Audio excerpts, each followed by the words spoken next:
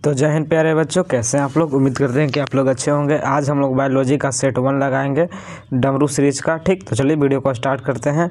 सबसे पहला प्रश्न है, तंत्रिका तंत्र के कार्यों को बताएं।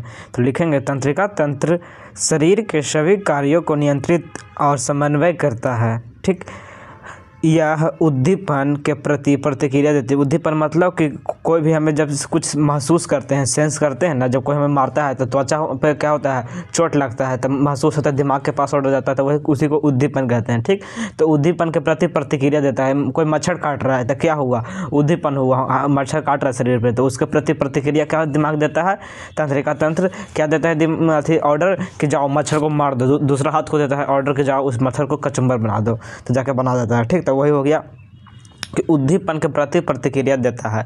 शरीर की आंतरिक स्थिरता बनाए रखता है और शरीर के विभिन्न अंगों के बीच संकेतों का संचरण करता है। ठीक, तो समझ गए तंत्रिका तंत्र के कार्य क्या क्या है। सबसे पहला तंत्रिका तंत्र के कार्य क्या है कि तंत्रिका तंत्र के कार्यों को बताएं। आप लोग इस प्रकार से भी लिख सकते हैं कि तंत्रिका तंत्र के निम्नलिखित कार्य है। ठीक, उसके बाद पहला लिखिएगा तंत्रिका तंत्र शरीर के सभी कार्यों को नियंत्रित और समन्वित करता है। ठीक, दूसरा में लिख दीजिएगा, उसके बाद नीचे दूसरा लिखिएगा, यह उद्दीपन के प्रति प्रतिक्रिया देता है। जैसे मान लीजिए कि आपके पास एक हाथ में चाकू है और गलती से उस चाकू को आप हाथ में सट गया, तो तुरंत आपका दिमाग क्या ऑर्डर, तंत्रिका तंत्र से बना ही होता है। दिमाग किससे बना होता है, तंत्रिका तंत्र से। यानी दिमाग ऑर्डर दे यानी तंत्रिका तंत्र ऑर्डर दे, बात बराबर है। ठीक, तो दिमाग क्या ऑर्डर देता है कि अरे अपने हाथ में काट रहे हैं, चकुलिया वापस हटाओ, तो क्या होता है, दिमाग तुरंत ऑर्डर देता है कि अपने चाकू से अपने हाथ मत काटो।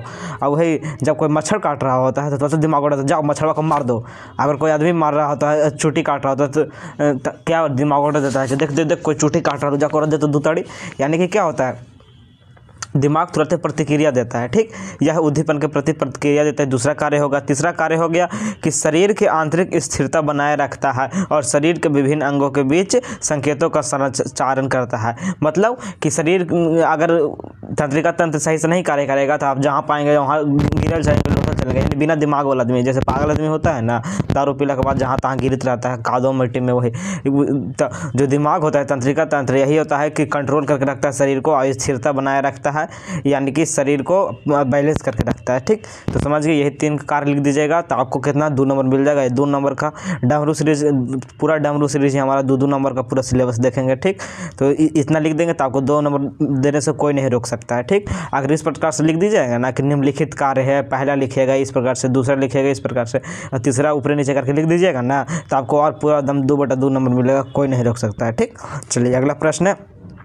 अपरा का क्या कार्य है। ठीक, अपरा का क्या कार्य है, तो लिखिएगा, अपरा माँ और भ्रूण के बीच पोषक तत्वों, गैसों का अवशेष पदार्थों का आदान प्रदान करता है। ठीक, ये तो इसका कार्य होगा, लेकिन इससे पहले अपरा के बारे में इंट्रोडक्शन दे दीजिएगा। कहा कि सिर्फ इतना लिखिएगा तो आपको 1 नंबर मिलेगा। इससे पहले लिख दीजिएगा ना कि अपरा माँ के गर्भ में होता है, जो बच्चे से और बच्चे के नाभि और माँ के शरीर से जुड़ा होता है। ठीक, अपरा क्या होता है, बच्चे के नाभि और माँ के शरीर से जुड़ा हुआ अंग होता है।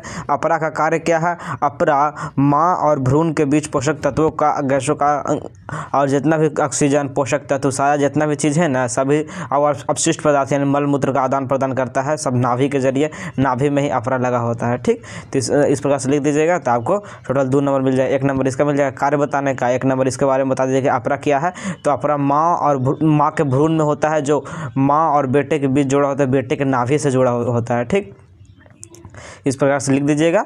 ठीक, आगे चलते हैं हम लोग। तीसरा प्रश्न है कि पुरुष नसबंदी की परिभाषा दे। पुरुष नसबंदी क्या है, इसका परिभाषा देना है। ठीक, तो लिखेंगे, पुरुष नसबंदी यानी कि वैक्सोटोमी। ठीक, अगर महिला में नसबंदी हो रहा है तो उसको क्या कहेंगे, ट्यूबोकोटोमी। उसमें फैलोपियन ट्यूब को बंद कर दिया जाता है, इसलिए उसको क्या कहते हैं, ट्यूबोकोटोमी। और जब पुरुष में नसबंदी होता है, उसमें एक वैस नाम का नस होता है, जिसके कारण शुक्राणु वीर्य होता है, शुक्राणु टेस्टिस से पेनिस में प्रवेश करता है। तो उसी जो वैस होता है, वैस नामक नस, उसको काट दिया जाता है, इसलिए इसको वैस्कोटोमी कहते हैं।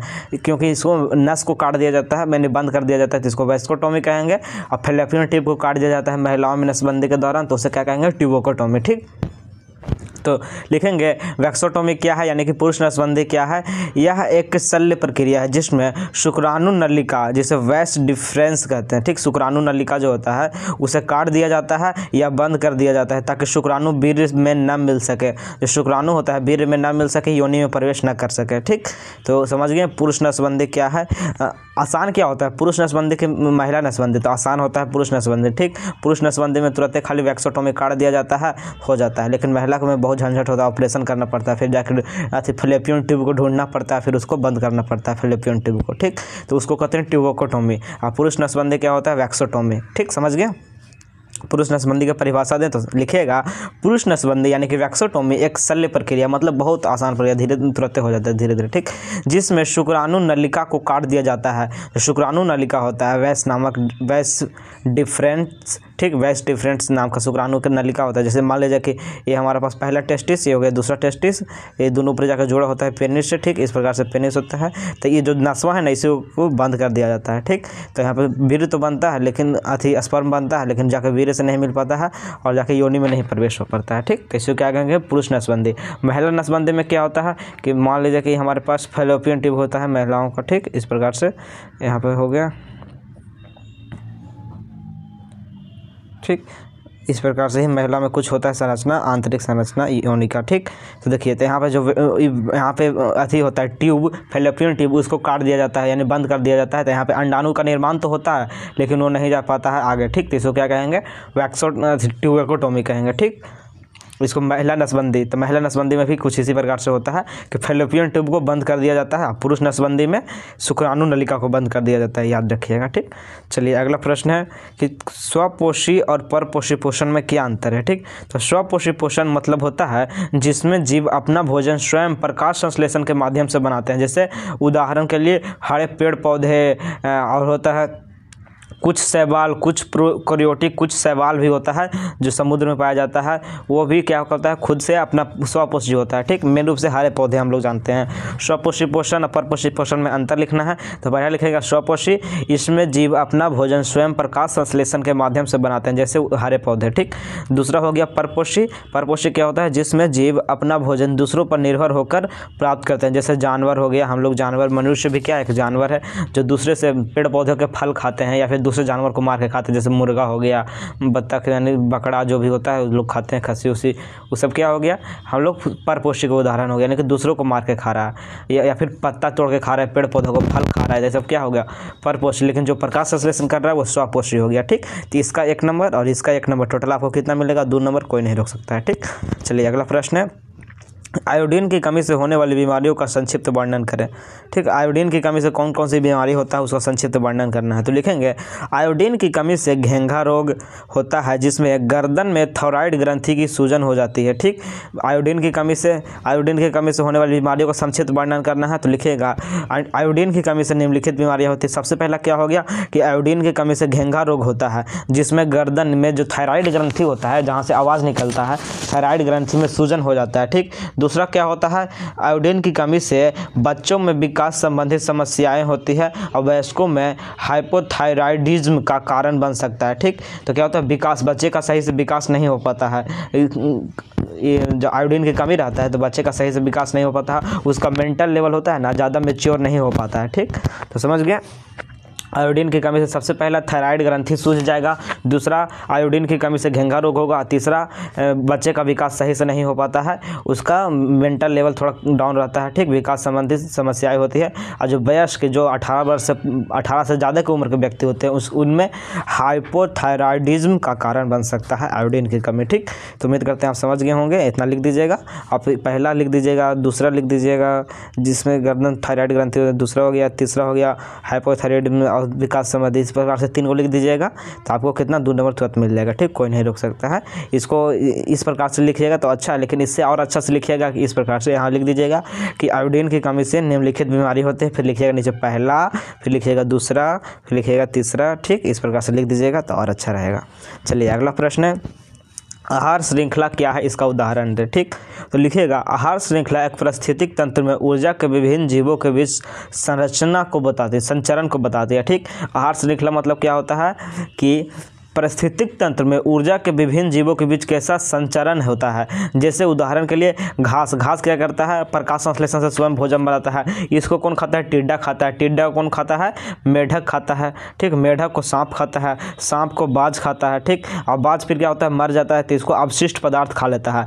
अवशिष्ट पदार्थ इसको अब जब बाज मर जाता है तो इसको सड़ गल जाता है। इसको क्या होता है, उसका शरीर बाज का सड़ गल जाता है, जिससे क्या होता है, बहुत सारे नाइट्रोजनी पदार्थ निकलते हैं। ठीक, वो जीवाणु, हाँ, बाज को क्या खा जाएगा, जीवाणु जो होता है सड़ा गला शरीर को पूरा गला देता है। उसका पूरा अवशिष्ट पदार्थ जितना भी उसमें पोषक तत्व होता है उसको शरीर में नाइट्रोजनी पदार्थ का भी इसको निकाल देता है। तो फिर उसका उपयोग कौन कर लेगा, घास कर लेगा। जो पेड़ पौधा घास कर लेगा। ठीक, फिर घास को कौन खाएगा, टिड्डा खाएगा। टिड्डा को फिर मेढक खाएगा, मेढक को सांप खाएगा, सांप को बाज खाएगा।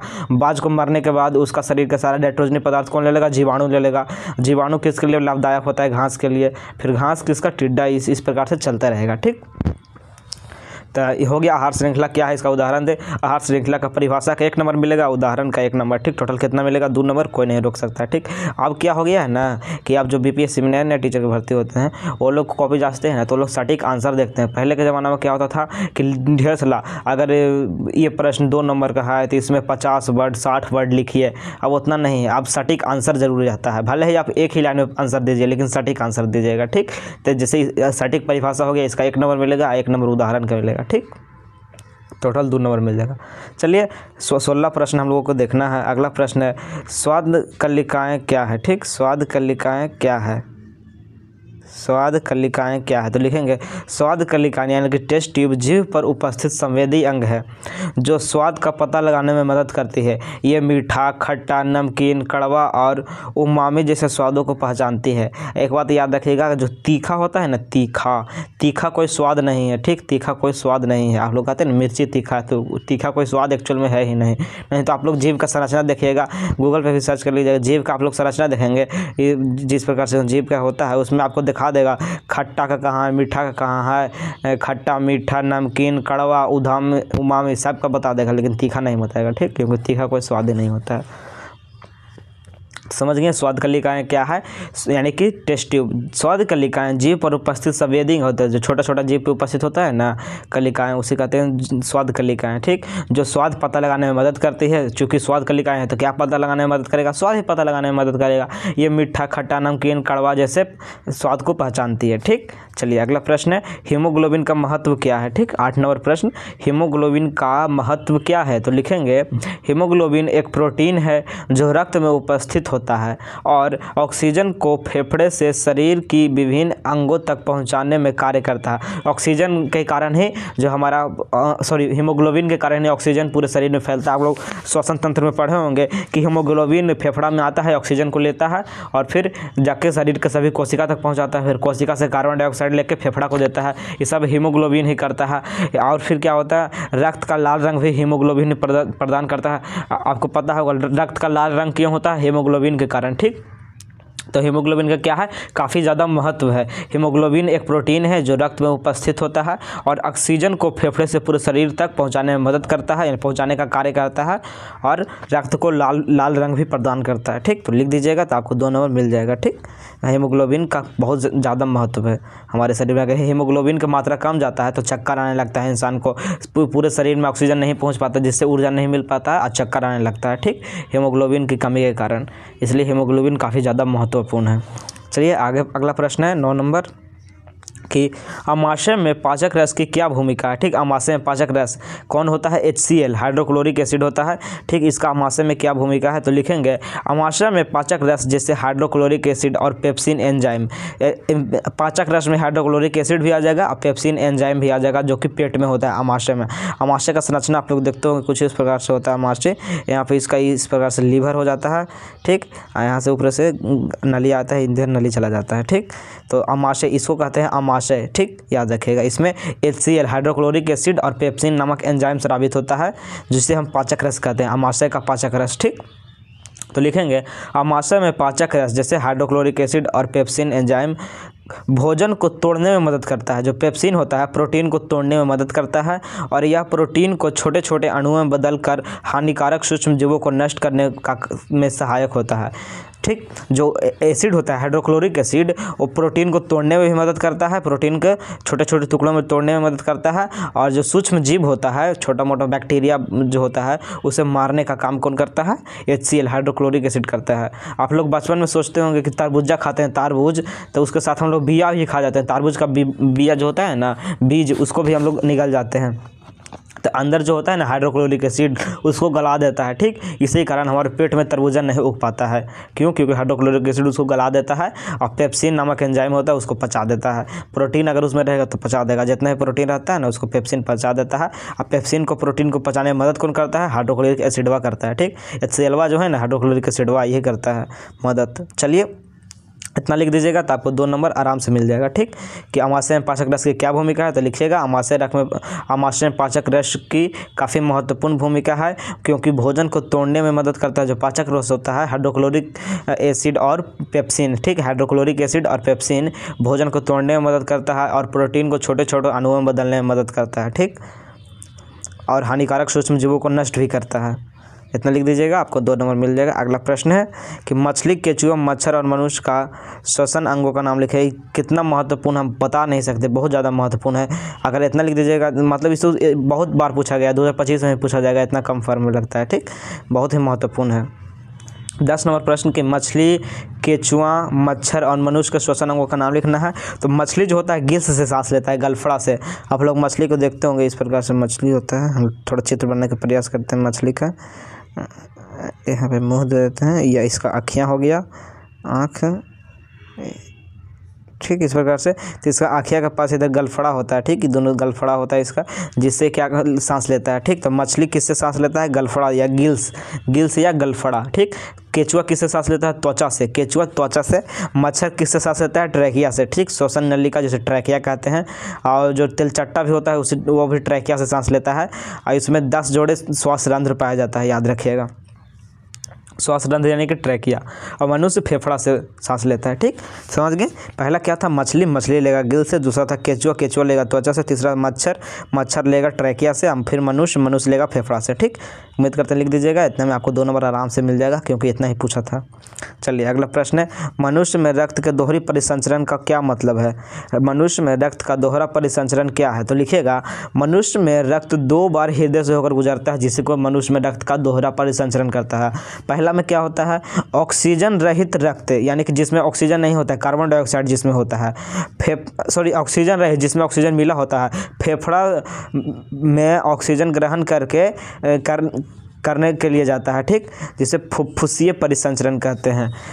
मनुष्य में रक्त का दोहरा परिसंचरण कैसे होता है? हम लोग आपको डायग्राम से समझाते हैं, ठीक। मनुष्य में रक्त का दोहरा परिसंचरण कैसे होता है? पहला हो गया, मान लीजिए कि हमारे पास क्या है? कोशिका है। यहाँ पे क्या है? हार्ट है, दिल, ठीक। सबसे पहले क्या होता है? जो दिल होता है, इसमें आता है ऑक्सीजन युक्त रक्त फेफड़ा से। ये हमारे जो फेफड़ा से दिल में आता है ऑक्सीजन युक्त रक्त, ठीक, जिसमें ऑक्सीजन मिला होता है। फिर दिल से जाता है कोशिका के पास। ये पहला परिसंचरण हो गया। दूसरा परिसंचरण में कार्बन डाइऑक्साइड, जो ऑक्सीजन होता है कार्बन डाइऑक्साइड में बदल के कोशिका से जाता है दिल के पास, दिल से जाता है फेफड़ा के पास। यानी कि जो रक्त होता है दिल से उसको 2 बार जाके गुजरना पड़ता है। एक ये वाला हो गया, एक ये वाला, ठीक। इसलिए रक्त का दोहरी परिसंचरण हो गया। तो लिखेंगे मनुष्य में रक्त का दोहरी परिसंचरण क्यों होता है? क्योंकि मनुष्य में रक्त 2 बार हृदय से होकर गुजरता है। पहला कब होता है? ऑक्सीजन रहित रक्त फेफड़ों में ऑक्सीजन ग्रहण करने के लिए जाता है, ठीक। सबसे पहले ऑक्सीजन, जिसमें जो रक्त में, यानी कि जो खून में ऑक्सीजन नहीं होता है, फेफड़ा में जाता है, किस लिए? ऑक्सीजन लेने के लिए। फिर ऑक्सीजन युक्त रक्त हृदय से शरीर के विभिन्न अंगों में पहुँचता है। यानी कि सबसे पहले तो ऑक्सीजन युक्त रक्त फेफड़ा में जाता है दिल में कोशिका से दिल में जाया, दिल से फेफड़ा में गया। फिर क्या होता है? फेफड़ा से दिल में आता है, दिल से कोशिका में जाता है। यानी कि यहाँ पे 2 बार, एक बार जाते समय, एक बार आते समय, 2 बार रक्त को दिल में जाना पड़ता है। इसी रक्त का दोहरी परिसंचरण तंत्र कहते हैं, ठीक। उम्मीद करते हैं आप समझ गए होंगे। मनुष्य में रक्त का दोहरा परिसंचरण का मतलब क्या हुआ? कि जो रक्त होता है दिल में 2 बार गुजरता है। सबसे पहले एक तो कार्बन डाइऑक्साइड के साथ जब जाता है फेफड़ा में जाते समय, और दूसरा ऑक्सीजन के साथ कोशिका में जाते समय। जब फेफड़ा से वापस आता है दिल में, दिल से वापस जाता है कोशिका में, ठीक। तो दोहरी परिसंचरण मतलब समझ गए, 2 बार जाता है किसमें? हृदय में, ठीक। ये पहला को कहते हैं ऑक्सीजन रहित रक्त फेफड़ों में से ऑक्सीजन ग्रहण करने के लिए जाता है, इसे कहते हैं फुफ्फुसीय परिसंचरण। दूसरा होता है ऑक्सीजन युक्त रक्त हृदय से शरीर के विभिन्न अंगों में जाता है, जिसे कहते हैं सिस्टमैटिक परिसंचरण, ठीक। चलिए, उम्मीद करते हैं आप समझ गए होंगे। इतना लिख दीजिएगा। तो एक नंबर इसका पहला परिसंचरण का 1 नंबर, दूसरा परिसंचरण का 1 नंबर, टोटल कितना मिल जाएगा 2 नंबर। इसको आप इस प्रकार से लिख दीजिएगा भी आपका अपने भाषा में कि सबसे 1 लिखिएगा, रक्त में 2 बार गुजरता है। पहला लिखिएगा ऑक्सीजन युक्त रक्त फेफड़ा से दिल में जाता है, दिल से फिर कोशिका में जाता है, ठीक। फिर दूसरा में लिखिएगा कार्बन डाइऑक्साइड युक्त रक्त कोशिका से दिल में जाता है, दिल से फेफड़ा में जाता है, यानी कि 2 बार दिल में गया, यानी कि दोहरा परिसंचरण हो गया, ठीक। चलिए, अगला प्रश्न है डायलिसिस का सिद्धांत क्या है। डायलिसिस का सिद्धांत क्या है, तो लिखेंगे डायलिसिस एक प्रक्रिया है जिसमें कृत्रिम वृक्क का उपयोग करके रक्त को अवशिष्ट पदार्थों को अतिरिक्त पानी को अलग किया जाता है, ठीक। कृत्रिम वृक्क का, झिल्ली नहीं, वृक्क, कृत्रिम वृक्क, ठीक। कृत्रिम वृक्क,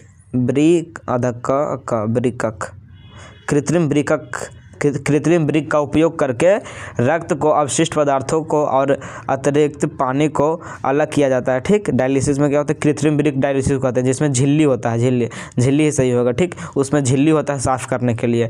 डायलिसिस को क्या कहते हैं, जो डायलिसिस होता है मशीन, इसको कहते हैं कृत्रिम वृक्क, ठीक। कृत्रिम वृक्क किसी को कहते हैं डायलिसिस को। डायलिसिस में क्या होता है, डायलिसिस एक प्रक्रिया है जिसमें कृत्रिम झिल्ली का उपयोग करके रक्त के अपशिष्ट पदार्थों को और जो रक्त में ढेर सारा पानी होता है उसको अलग किया जाता है। यह सामान्यतः गुर्दे की विफलता पर रोगियों के लिए किया जाता है, जिसका दोनों किडनी फेल हो जाता है ना, उसके लिए डायलिसिस प्रक्रिया होता है, ठीक। तो इसका इतना लिख दीजिएगा तो आपको 2 नंबर मिल जाएगा, 2 नंबर का प्रश्न है, ठीक। चलिए, अगला प्रश्न है तंत्रिका तंत्र का क्या कार्य है। तो तंत्रिका तंत्र का कार्य हम पहले ही बता दिए हैं। तंत्रिका तंत्र का कार्य क्या है, देखिए सबसे पहला प्रश्न लगता है यही था, तंत्रिका तंत्र के कार्यों को बताएं। सबसे पहला प्रश्न यही था, और फिर से यह प्रश्न आ गया कि तंत्रिका तंत्र का क्या कार्य है, यानी कि समझ जाइए कितना महत्वपूर्ण प्रश्न है, बहुत ही ज़्यादा महत्वपूर्ण प्रश्न है ये तंत्रिका तंत्र वाला। इसको याद कर लीजिए चाहे जे हो जाए, ठीक। अगर कहिएगा भैया हमको PDF चाहिए याद करने के लिए, तो PDF भी मिलना चाहिए ना। तो PDF के लिए क्या करिएगा, आपको डिस्क्रिप्शन बॉक्स में लिंक मिलेगा। डिस्क्रिप्शन में क्या मिलेगा, लिंक मिलेगा किसका, टेलीग्राम का लिंक मिलेगा डिस्क्रिप्शन में, या फिर आप पिन कमेंट में देख लीजिएगा, आपको मिल जाएगा। व्हाट्सएप का लिंक मिल जाएगा, वहाँ से आप लोग ज्वाइन हो जाइएगा, ठीक। व्हाट्सएप ग्रुप में या फिर टेलीग्राम ग्रुप में ज्वाइन हो जाइए, आपको वहाँ पर नोट्स मिल जाएगा ताकि इसको पढ़ के आप लोग याद कर सकें, ठीक। तो समझ गए। यह जो प्रश्न है, वैसे तो सारा प्रश्न बहुत ही महत्वपूर्ण है, लेकिन अगर पूछा जाए कि स्टार देना किसको है, तो तंत्रिका तंत्र के कार्य वाला को हम कितना देंगे, 5 स्टार देंगे, ठीक। ये 5 स्टार देंगे क्योंकि बहुत ही महत्वपूर्ण है, इसको 5 स्टार देंगे। 3 4 5, ठीक। और जो हमारा ऊपरी वाला प्रश्न था वो मच्छर केचुआ, हाँ ई वाला को देंगे 4 स्टार, ठीक। 4 स्टार देंगे, अगर इसको देना होगा रेटिंग तो 4 स्टार देंगे, क्योंकि ये भी बहुत महत्वपूर्ण प्रश्न है, ठीक। चलिए, तो फिर से आपको ये बता देते हैं तंत्रिका तंत्र का कार्य, वैसे तो समझा दिए हैं पहला प्रश्न में, फिर से लिख देते हैं। तंत्रिका तंत्र शरीर के विभिन्न अंगों के बीच संदेशों का आदान प्रदान करता है। यह शरीर के कार्यों को नियंत्रित करता है, उद्दीपन की प्रतिक्रिया देता है और सोचने तथा समृद्धि जैसी मानसिक क्रियाओं को नियंत्रित करता है, ठीक। आपको ये थोड़ा अलग तरह से दिख रहा होगा प्रश्न का आंसर, और वहाँ पे जो पहला प्रश्न था उसमें तो आपको अलग तरह से दिख रहा होगा, लेकिन बात वही है। कह रहा है कि तंत्रिका तंत्र के कार्य क्या है, वहाँ पे बताया था तंत्रिका तंत्र के कार्यों का वर्णन करें। यहाँ पे तंत्रिका तंत्र के क्या कार्य है, सेम प्रश्न है। उत्तर लिखिएगा तंत्रिका तंत्र के निम्नलिखित कार्य हैं। पहला क्या हो गया कि तंत्रिका तंत्र शरीर के विभिन्न अंगों के बीच संदेशों का आदान प्रदान कराता है, पहला हो गया। दूसरा कार्य होगा यह शरीर के कार्यों को नियंत्रित करता है तथा उद्दीपन का प्रतिक्रिया देता है, ठीक।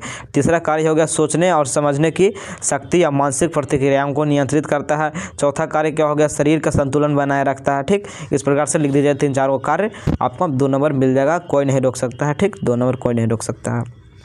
चलिए, अगला प्रश्न, मनुष्य में होने वाली सामान्य यौन संचारित रोगों का नाम लिखें। जो मनुष्य में होने वाली सामान्य यौन संचारित रोगों के नाम लिखें, जो अनावश्यक यौन संबंध बनाया जाता है, क्या कहते हैं उसको, जिसमें सेफ्टी नहीं उपयोग किया जाता है उसको, उसमें क्या कौन कौन सी बीमारी होता है, ठीक। तो यही पूछा गया है हमारा चैप्टर 6 से बायोलॉजी का जनन तंत्र रिप्रोडक्शन से प्रश्न है कि मनुष्य में होने वाली सामान्य यौन संचारित रोगों का नाम लिखें। जो नॉर्मल रोग होता है, जो कि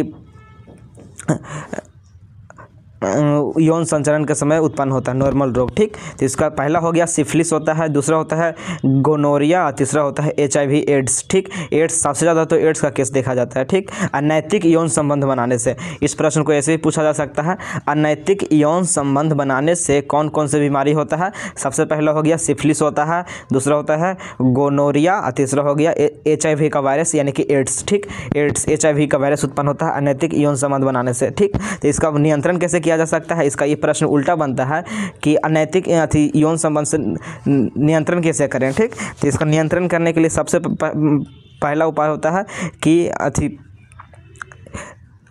अनैतिक यौन संबंध ना बनाए, अनैतिक यौन संबंध ना बनाए। ठीक, अगर ये सब बीमारी से बचना है, सबसे पहला अनैतिक यौन संबंध ना बनाए। ठीक, दूसरा क्या होता है, ट्यूबोकोटोमी, बहुत सारा मार्केट में मिलता है, जैसे कंडोम और फीमेल कंडोम उस सब होता है, उसका उपयोग किया जाता है। ठीक, तीसरा हो गया गर्भ निरोधक दवाइयों का उपयोग किया जाता है। इस प्रकार से इसका नियंत्रण के लिए जब पूछा जाएगा, नियंत्रण के लिए 2 नंबर का प्रश्न बनता है कि जनसंख्या नियंत्रण का उपाय बताएं। इस प्रश्न को पूछा जाएगा जनसंख्या नियंत्रण का उपाय बताएं, तो कैसे लिखना है, सबसे पहले लिखिएगा कि रासायनिक विधि से उपयोग किया जा सकता है, बायोलॉजिकल विधि, फिजिकल विधि, बहुत सारा विधि है। ठीक, तो इसमें कंडोम का उपयोग करके जनसंख्या नियंत्रित किया जा सकता है, गर्भ निरोधक गोलियों को अपना के जनसंख्या नियंत्रित किया जा सकता है, और भी बहुत सारा चीज़ होता है। ठीक, आप लोग बुक में पढ़ लीजिएगा।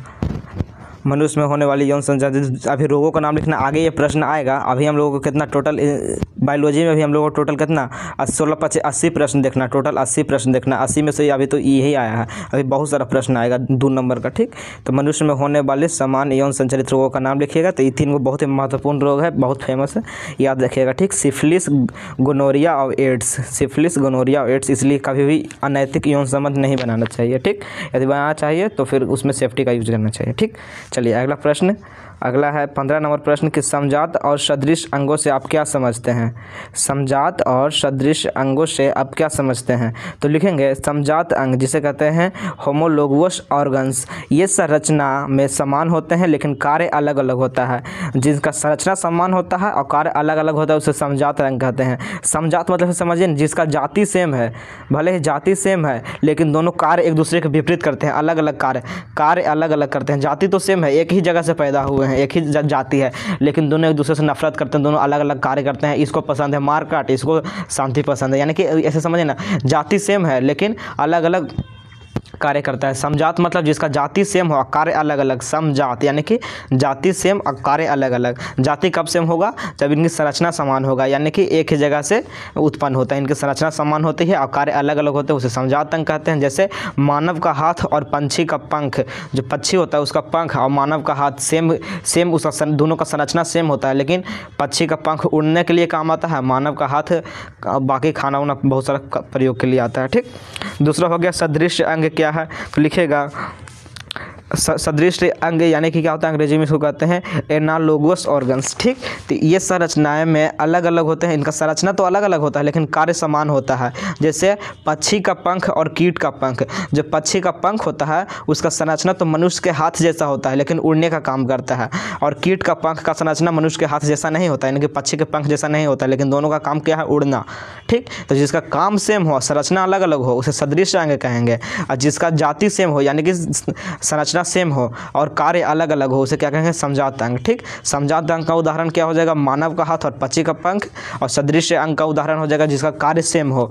ठीक, तो कार्य सेम किसका, कीट का पंख और पक्षी का पंख। ठीक, इतना लिख दीजिएगा तो आपको 2 नंबर मिल जाएगा, 1 नंबर इसका, 1 नंबर इसका, टोटल कितना, 2 नंबर, कोई नहीं रोक सकता है। ठीक, बहुत ही महत्वपूर्ण प्रश्न है। आज का लास्ट प्रश्न सेट 1 का कि क्या होगा यदि हम एक पोषण स्तर के सभी जीवों को समाप्त कर दें।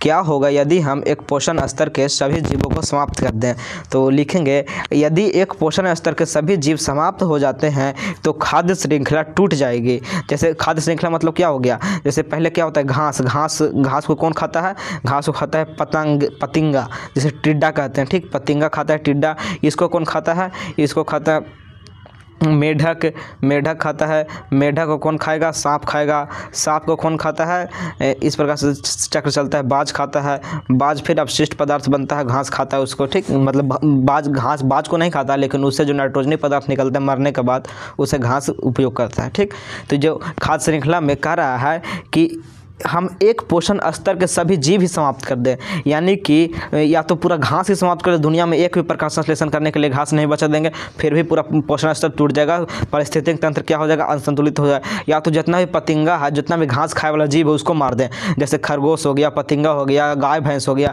इस सब को मार देंगे, यानी कि पूरा एक पोषीय स्तर का पूरा जीव को ही समाप्त कर देंगे, तो क्या हो जाएगा, आहार श्रृंखला टूट जाएगा। ठीक न, तो ऐसा आप लोग कहेंगे कि भैया देखिए अब क्या बता रहे हैं, घास को खाएगा कौन, टिड्डा खाएगा, टिड्डा को मेढक खाएगा, मेढक को सांप खाएगा। हो सकता है कि टिड्डा को हम मार दें, लेकिन यहाँ पे घास को खरगोश खा जाएगा, खरगोश को शेर खा जाएगा, शेर को फिर वही मर जाएगा तो उसको जीवाणु मिलकर अपशिष्ट पदार्थ में बदल देगा, उसको घास उपयोग कर लेगा। लेकिन क्या कह रहा है, घास खाने वाला सब या तो एक पोषण स्तर पूरा समाप्त कर देना है, यानी कि अगर घास खाने वालों को मारना है तो द्वितीय पोषीय स्तर होता है, पहला होता है प्रथम पोषीय स्तर हो जाएगा हरा घास, द्वितीय पोषीय स्तर में जो घास खाता है जैसे खरगोश, टिड्डा, गाय भैंस जितना भी होता है ना, सबको पूरा सभी जीवों को मारने का बात कर रहा है। ठीक, तो सभी जीव को मार देंगे तो पारिस्थितिक तंत्र क्या हो जाएगा, असंतुलित हो जाएगा और अन्य जीव का अस्तित्व भी संकट में पड़ जाएगा। क्यों, कैसे संकट में पड़ जाएगा कि जब अगर पेड़ पौधा सब खत्म कर देंगे, ये भी एक पोषीय स्तर हो गया, प्रथम पोषीय स्तर, तो पेड़ पौधा ही सब खत्म हो जाएगा, तब हम लोग खाएंगे क्या, बाकी जानवर खाएगा क्या, हो सकता है मनुष्य कहेगा कि ठीक है पेड़ पौधा खत्म हो जाएगा ना, बकरी जो मीट होता है ना, मटन वगैरह खा के रह लेगा, लेकिन फिर वहाँ पे आ जाएगा बकरी जो घास खाती है, पेड़ पौधा रहेगा ही नहीं तो घास कहाँ से आएगा। ठीक, तो समझ गए, एक अगर पूरा एक पोषीय स्तर को ही समाप्त कर दिया जाएगा ना, तो सभी पोषीय स्तर पूरा पारिस्थितिक तंत्र का संतुलन बिगड़ जाएगा और मनुष्य ही नहीं सभी जीवों के अस्तित्व पे संकट आ जाएगा। ठीक, तो यही लिखेगा यदि एक पोषण स्तर के सभी जीव समाप्त हो जाते हैं तो खाद्य श्रृंखला टूट जाएगी, यानी कि जो खाद्य श्रृंखला बन रहा है फूड चेन वो टूट जाएगा और इसकी पारिस्थितिक तंत्र असंतुलित हो जाएगी। ठीक, इससे क्या हो जाएगा, पारिस्थितिक तंत्र असंतुलित हो जाएगा और अन्य जीवों का अस्तित्व भी संकट में पड़ जाएगा। ठीक, इस प्रकार से लिख दीजिएगा, आपको टोटल 2 नंबर मिल जाएगा। थोड़ा और बढ़िया से आप लोग डिफाइन करके लिख दीजिएगा। ठीक, मतलब यही चीज़ लिखिएगा, थोड़ा साफ साफ डिफाइन करके लिख दीजिएगा, आपको पूरा 2 नंबर मिल जाएगा। आज का हमारा सेट 1 बायोलॉजी का सेट 1 हो चुका है। अगर आपने फिजिक्स का सेट 1 नहीं देखा है तो फिर आप लोग जाइए चैनल पे, आपको लिंक मिल जाएगा, प्लेलिस्ट बना हुआ होगा डमरू सीरीज का, उसमें आपको फिजिक्स का मिल जाएगा। अगर आपने केमिस्ट्री का सेट 1 नहीं देखा है तो केमिस्ट्री का भी सेट 1 हो चुका है। अगर आप लोग कहिएगा तो आपको हम कमेंट में लिंक भी दे देंगे, अगर आप कमेंट कीजिएगा तो आपको लिंक भी मिल जाएगा, या फिर चैनल पर जाइए आपको लिंक मिल जाएगा वीडियो। ठीक, फिजिक्स का भी सेट 1 हो गया, केमिस्ट्री का भी सेट 1, आज बायोलॉजी का भी सेट 1 हो गया है। ठीक, तो मिलते हैं आपसे नेक्स्ट वीडियो में। अगर वीडियो अच्छा लगा है तो इस वीडियो को लाइक करके चैनल को जरूर सब्सक्राइब कर दीजिएगा, नोटिफिकेशन ऑन कर दीजिएगा ताकि डमरू बैच का सारा वीडियो आपको मिलते रहे, और इस वीडियो को अपने दोस्तों के पास जरूर शेयर कर दीजिएगा। ठीक, मिलते हैं आपसे नेक्स्ट वीडियो में, तब तक के लिए जय हिंद।